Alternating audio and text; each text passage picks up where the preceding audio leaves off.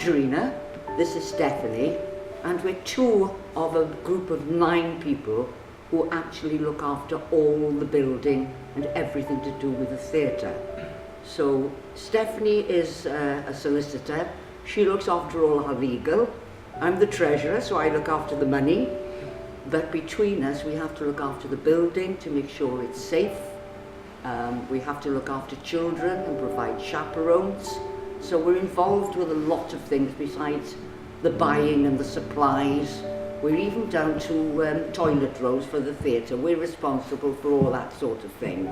So we're known for our wonderful toilets here.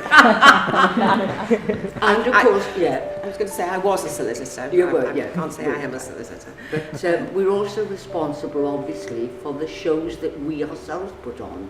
Swansea Little Theatre receives no grants to run this building. We rely entirely on what we do. So we have to make sure that our plays at least are going to make money. What kind of plays do the people in Swansea want to see? We can't do the same type of plays all the time. So we try and mix the 6 up every year to give something different to the people of Swansea. So at Christmas we have, one year we have a pantomime, and then the next year we have a Christmas show, and it's usually something like the Snow Queen or something like that. But last year we did Rumpelstiltskin, which was quite an unusual pantomime, and we had the best pantomime song we've ever had. The Penguin song. The Penguin song, which I'm still doing as well. We're still doing it. This year we're doing The Lion, the Witch and the Wardrobe. So we try and do something with that family children's theme. The year before we did Sherlock Holmes and the Case of the Christmas Carol. So it was a bit Dickens but with a very strong Sherlock Holmes feel. That was very popular because Sherlock is still very popular on television.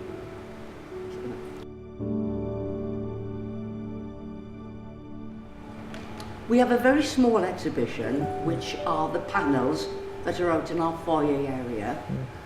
It's all to do with Dylan when he was a member of this theatre. One of our old members wrote a wonderful book on Dylan the actor, and it was approved and endorsed by Dylan's daughter, ironically Thomas Ellis. But it's nothing to do with his coats and hats and books. It's all to do with his time as a member here. So nothing about London and nothing about America, I'm afraid.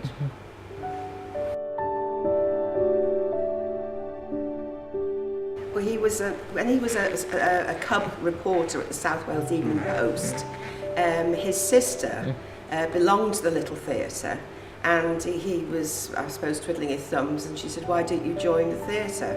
And so he was in quite a few productions here, and the photographs that Drina referred to out in the foyer show pictures of all the plays that he was in, but we have noticed he always looks a bit bored. And he was noted because the Little Theatre then was in Mumbles, behind where Patrick's, the hotel, is now, and he had a habit of nipping out in between acts, and so they'd have to nip down to the pub and get him back for the final act. It was noted, ironically his daughter said that his time at the Little Theatre certainly enhanced his acting skills and his performance skills that he then went on later to do in America. She said he learnt his trade here. Well, this theatre originally was a garage, and it was derelict, and the council asked the Little Theatre, who were looking for a theatre of their own, to take it over. So when they took it over, and you can see some photographs in the corridor, it was an absolute mess. There was just nothing here at all. And that was in 1979, and the seats were brought from the old Carlton Cinema, which is now Waterstones in the High Street.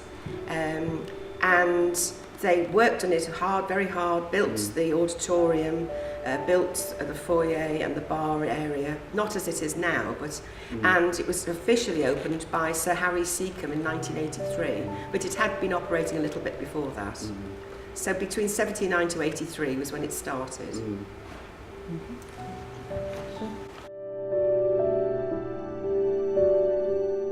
Oh gosh, everything. We're a theatre open to the community. So we, as the company, do 6 shows a year, but we open the theatre for entertainment to everybody and anybody. We've had Eddie Izzard here. Russell Kane came with the BBC. We've had Ysgol Gummidge, who was at the time, and then he went on to become Doctor Who.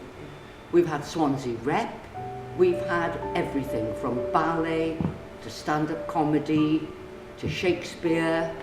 This summer, and possibly the autumn, we've got spiritualist mediums coming.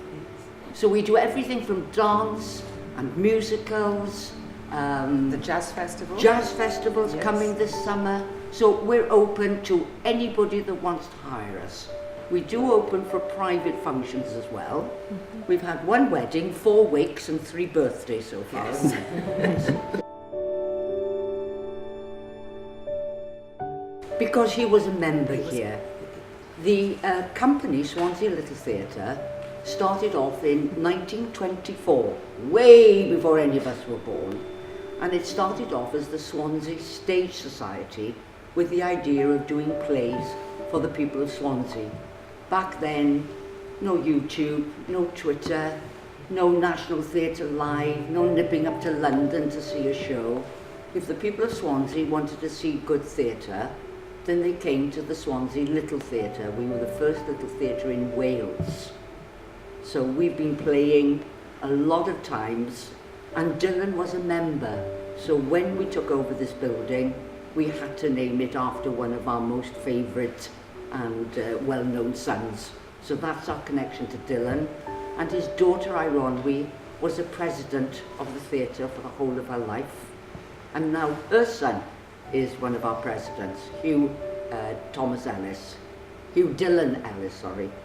So he's one, that's our connection to Dylan.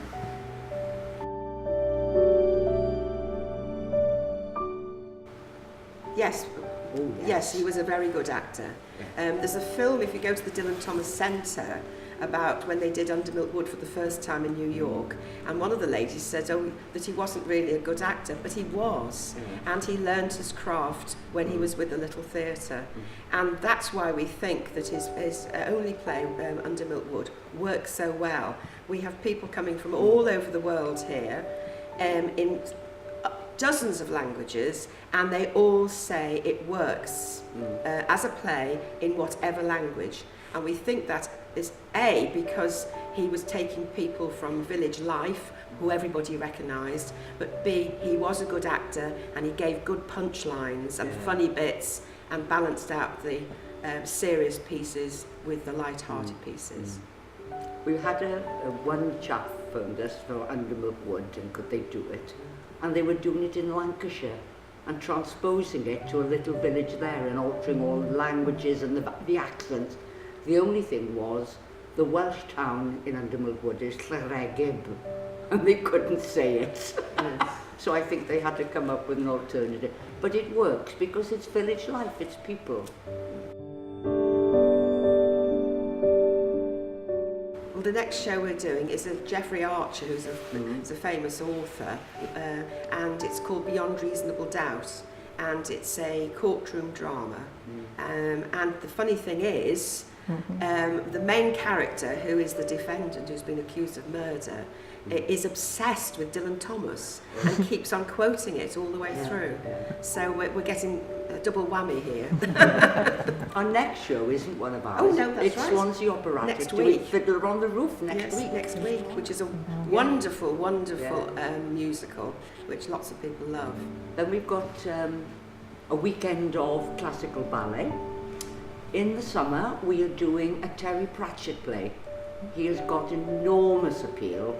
I don't know whether you know the Terry Pratchett Weird World, Discworld, which is on the back of 4 elephants. So we're doing that. And then in the autumn, because it's 100 years of World War I, we are doing Oh What a Lovely War. And then we'll finish off the year with The Lion, the Witch and the Wardrobe. So quite a varied programme coming up.